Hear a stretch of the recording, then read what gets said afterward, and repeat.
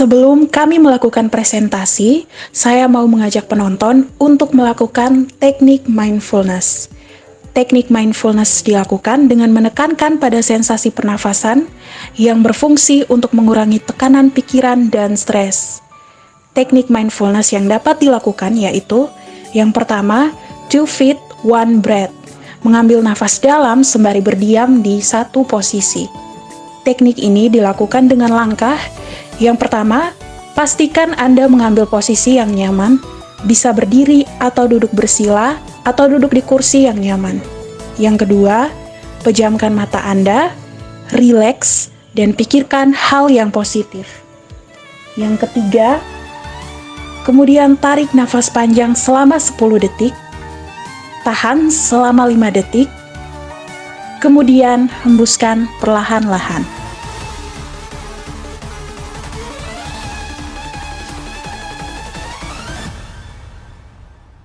Yang pertama, tantangan bagi guru untuk menjadi contoh atau teladan khususnya dalam hal sosio-emosional. Seorang guru dalam hal ini sebagai pemimpin pembelajaran harus memiliki kompetensi sosial emosional yang baik.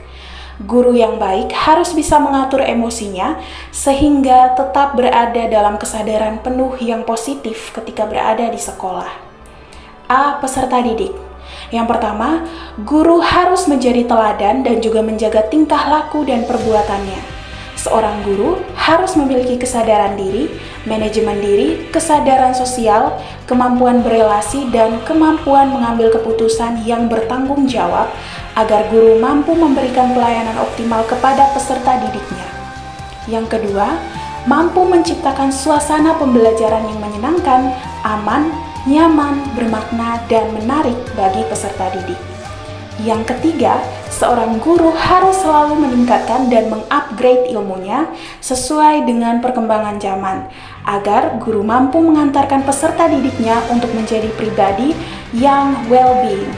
Peserta didik yang well-being adalah peserta didik yang selalu merasa aman, nyaman, senang, dan selalu bersikap positif terhadap diri sendiri, orang lain, serta dapat mengambil keputusan yang bertanggung jawab, mau berkembang serta mengeksplorasi kemampuannya, dan memiliki tekad untuk membuat hidup mereka bermakna. B. Teman sejawat. Yang pertama, selalu berusaha untuk menjalin komunikasi dan kolaborasi yang positif dengan rekan sejawat. Yang kedua, selalu menghargai dan mengapresiasi rekan kerja. Yang ketiga, berupaya untuk menjadi partner kerja yang kooperatif dan selalu menjadi pendengar yang baik. Yang keempat, belajar bersama untuk meningkatkan kompetensi sosial emosional diri sehingga bisa menghadapi situasi yang tidak menyenangkan dengan pikiran jernih dan kesadaran penuh. Yang kelima, belajar bersama untuk memahami perkembangan dan kebutuhan belajar siswa. Yang keenam, bersama-sama melihat kesepakatan dan membentuk komunitas belajar di sekolah. 2. Kasus yang ada berkaitan dengan hal di atas berdasarkan pada pengalaman mengamati proses belajar mengajar yang pernah diikuti. Yang pertama, guru mengalami kesulitan dalam menghadapi peserta didik yang ketika sudah diajari tapi tidak mengerti. Yang kedua, guru kesulitan menghadapi peserta didik yang memiliki motivasi belajar rendah sehingga perlu usaha ekstra untuk meningkatkan motivasi belajar agar hasil belajar peserta didik meningkat. Yang ketiga, guru melakukan penilaian hanya pada ranah kognitif dan tidak pada ranah afektif dan psikomotor.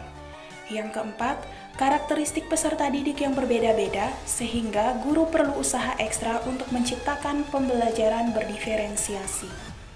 Yang kelima, suasana belajar yang belum kondusif, nyaman, dan menyenangkan. Yang keenam, guru memiliki pekerjaan tambahan yang banyak sehingga harus membagi waktu. Yang ketujuh, guru secara tidak sadar pilih kasih dengan peserta didik. Lebih sering memperhatikan peserta didik yang pintar dibandingkan yang lainnya. Yang ketiga, bagaimana sekolah bisa mendukung pembelajaran sosial emosional? Apa saja tantangan bagi sekolah? Ki Hajar Dewantara mengatakan, pendidikan merupakan daya dan upaya untuk memajukan bertumbuhnya budi pekerti atau kekuatan batin dan karakter, pikiran atau intelektual, dan tubuh anak agar dapat memajukan kesempurnaan hidup, yakni kehidupan anak yang sesuai dengan dunianya.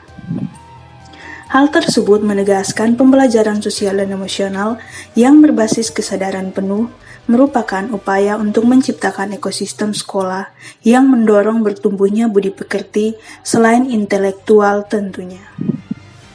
Sebagai calon guru profesional, peran ini dapat dilakukan melalui penciptaan well-being atau kesejahteraan pada ekosistem pendidikan di sekolah yang dilakukan secara kolaboratif antara peserta didik, guru, dan juga melibatkan orang tua guna mengembangkan pengetahuan, keterampilan, dan sikap atau nilai positif peserta didik.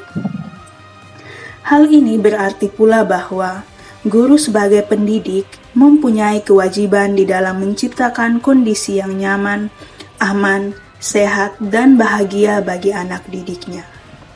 Ruang lingkup pembelajaran sosial emosional yang diterapkan dalam ekosistem pendidikan di sekolah adalah yang pertama, kegiatan rutin atau di luar waktu belajar akademik, misalnya kegiatan ekskul, perayaan hari besar, kegiatan sekolah, apel pagi, kerja bakti, senam bersama, membaca bersama, pelatihan, dan lain sebagainya.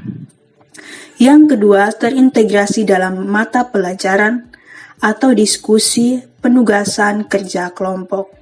Yang ketiga, protokol atau menjadi budaya atau aturan sekolah yang sudah menjadi kesepakatan bersama dan diterapkan secara mandiri oleh murid atau sebagai kebijakan sekolah untuk merespon situasi atau kejadian tertentu.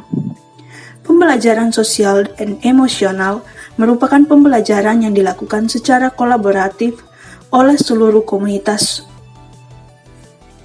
sekolah yang memungkinkan anak dan orang dewasa di sekolah memperoleh dan menerapkan pengetahuan, keterampilan, dan sikap positif mengenai aspek sosial dan emosional. Selain itu juga, guru juga harus menggunakan segala kekuatan dan potensi yang ada pada diri untuk membangun budaya positif di sekolah. Budaya positif yang dikembangkan hendaknya dapat mendorong pemenuhan kebutuhan belajar siswa sesuai dengan kodratnya yang dimilikinya. Hal ini senada dengan filosofi Ki Hajar Dewantara, yakni pendidikan itu harus berjalan sesuai dengan kodrat alami dan kodrat zaman peserta didik.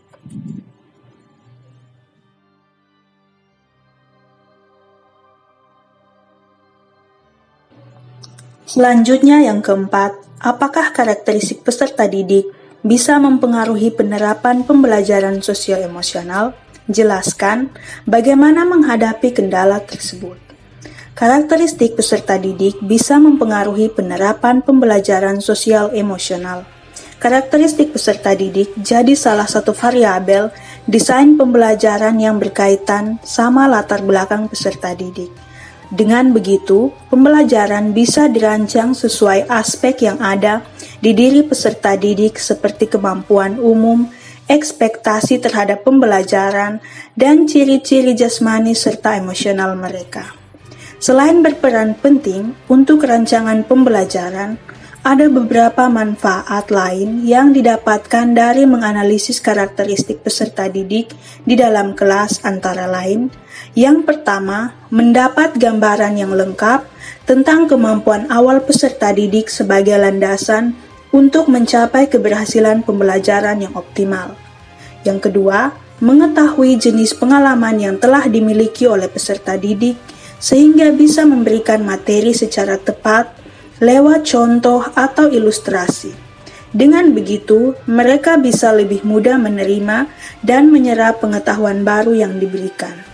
Yang ketiga, mengetahui latar belakang sosial dan budaya peserta didik.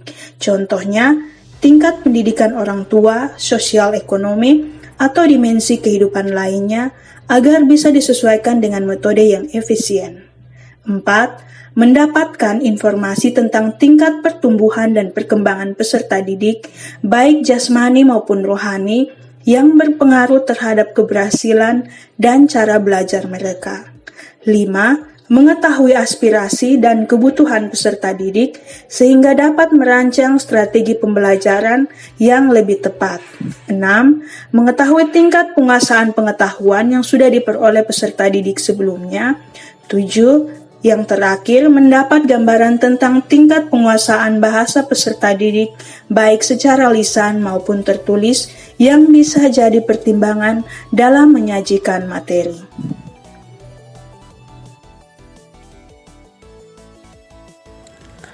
Apa saja yang bisa dipelajari dari film Laskar Pelangi berhubungan dengan guru sebagai agen perubahan? Film Laskar Pelangi menceritakan kisah anak-anak dari desa Belitung yang dikategorikan sebagai anak-anak miskin di Belitung. Anak-anak tersebut tidak berhenti berusaha untuk memperbaiki masa depan mereka. Mereka merupakan siswa SD Muhammadiyah, SD tertua di desa Belitung. Di sekolah ini hanya terdiri dari 10 siswa, hingga tak lepas dari ancaman penutupan. Ibu Muslimah satu-satunya guru di SD Muhammadiyah dan Pak Harfan merupakan kepala sekolah SD Muhammadiyah, terus berupaya untuk mempertahankan SD Muhammadiyah agar tidak tutup. Yang bisa dipelajari dari kisah ini adalah sebagai guru yang membawa agen perubahan bagi kemajuan pendidikan Indonesia adalah sebagai berikut. Yang pertama, jadilah guru yang cerdas, kreatif, dan penuh kerendahan hati sehingga disukai anak didiknya. Pengalaman kita sebagai guru menjadi modal bagi pengembangan profesionalisme kita. Jangan sampai sebaliknya, justru menjadi penghambat bagi terbukanya pikiran kita untuk menerima hal-hal yang baru. Menjadi agen perubahan memanglah tidak mudah. Semua harus dari hati kita sendiri. Seperti dalam film Laskar Pelangi yang menceritakan bagaimana seorang ibu guru muslimah yang tidak mudah menyerah, tidak pernah membeda-bedakan anak didiknya, serta ketulusan dan kasih sayang yang diberikan kepada semua anak didiknya tanpa terkecuali. Semua itu berbekal hasil tatkala anak didiknya menjadi wakil rakyat, ada yang mendapatkan beasiswa S2 dari universitas di Inggris, ada yang bekerja di perusahaan multinasional paling penting di negeri ini, dan itu semua merupakan suatu kebanggaan bagi ibu guru muslimah. Yang kedua, pelajaran itu bisa didapatkan di mana saja. Para Laskar Pelangi menimba ilmu di sekolah reot yang sangat tidak layak. Akan tetapi, keadaan tersebut tidak mengurangi kegigihan para peserta didik untuk menimba ilmu dan mengubah sejarah hidup mereka, sehingga mereka mampu bangkit dan membuktikan bahwa mereka bisa menjadi yang terbaik, meskipun harus bersaing dengan anak-anak yang berasal dari sekolah yang lebih layak daripada sekolah mereka. Yang ketiga, pendidikan adalah tindakan memberikan hati kepada anak-anak. Kita sebagai guru bukan sekedar memberikan instruksi atau komando, karena setiap anak memiliki potensi unggul yang akan tumbuh menjadi prestasi cemerlang pada masa depan apabila diberi kesempatan dan keteladanan. Selain itu, Laskar Pelangi membuktikan bahwa kemiskinan tidak selalu memiliki korelasi dengan kebodohan atau kejeniusan. Semua orang berhak mempunyai mimpi, tidak terpaku pada apapun yang melekat pada dirinya. Sesuatu yang dilakukan oleh hati akan sampai ke hati.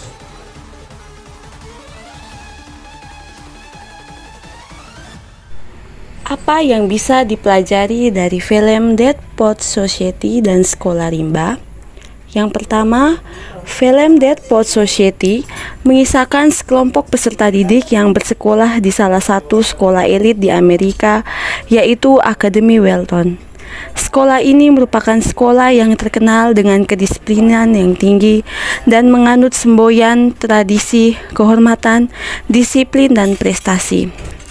Kisah ini bermula dari kisah kehidupan sosial 7 orang siswa, yaitu Nell, Todd, Knox, Charlie, Richard, Stephen, dan Gerard yang merasakan ketidaknyamanan dengan peraturan di sekolahnya tersebut. Pemikiran mereka tentang ilmu pengetahuan berubah setelah datang guru baru yang mengajarkan sastra Inggris kepada mereka. Guru tersebut adalah John Keating, yang juga merupakan alumni Akademi Welton. Guru ini mengajar dengan metode berbeda, sehingga siswa terinspirasi dengan proses belajar. Salah satunya adalah Nell, yang memang sejak awal memiliki minat dalam bidang sastra dan akting. Yang dapat dipelajari dari film ini ialah bahwa setiap manusia lahir dengan potensinya masing-masing. Kita sebagai orang tua ataupun guru tidak bisa memaksakan kehendak kita kepada anak. Seperti ada peribahasa, jangan pernah mengajari burung berenang. Kebanyakan orang tua tidak memperhatikan apakah bakat dan minat yang dimiliki oleh anak mereka.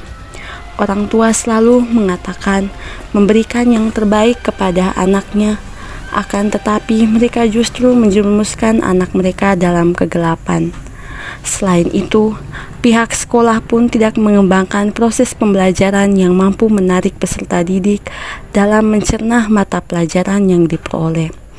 Kebanyakan kebijakan yang diterapkan kurang berpihak kepada siswa dan cenderung menjadikan siswa menjadi apatis dan individualis. Hal-hal di atas dapat membuat mental dan kejiwaan dapat terganggu karena mereka merasa susah untuk berkembang sesuai potensinya. Seharusnya antara guru, orang tua, dan sekolah melakukan segala kebijakan yang tidak merugikan peserta didik.